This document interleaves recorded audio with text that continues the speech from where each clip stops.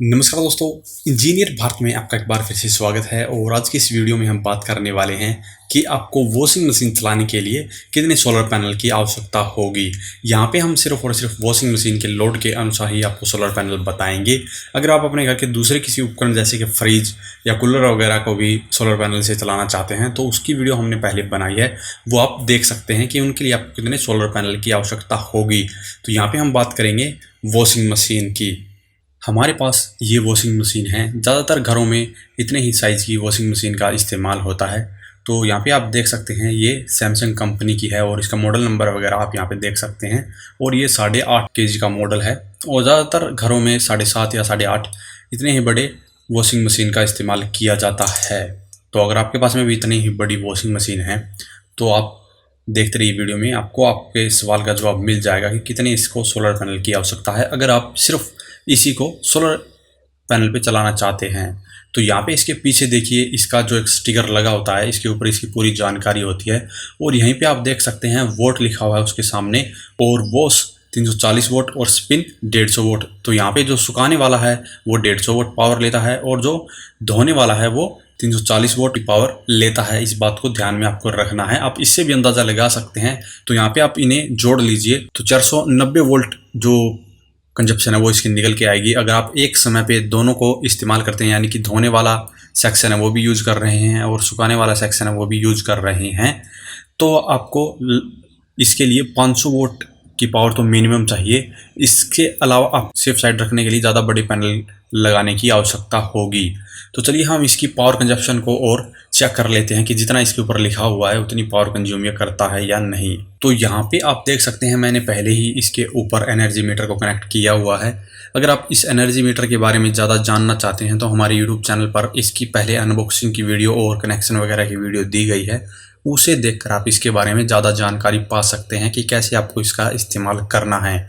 अगर आप इसे ख़रीदना चाहते हैं तो वीडियो के डिस्क्रिप्शन में इसका लिंक दिया गया है, वहाँ से जाकर आप अमेज़ॉन से इसे परचेज कर सकते हैं।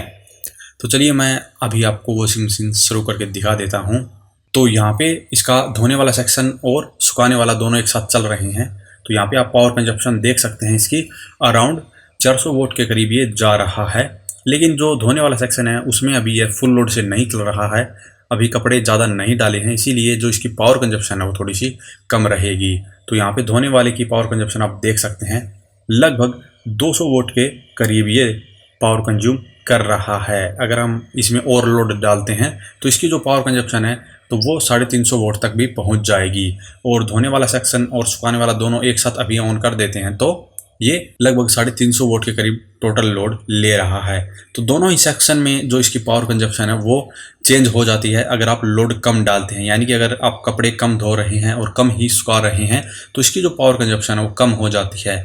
लेकिन अगर हम माने इसकी टोटल जो पावर कंजप्शन है, अगर आप इसे फुल लोड में चलाएंगे तो उस कंडीशन में इसकी टोटल पावर कंजप्शन 500 वोट हो जाती है।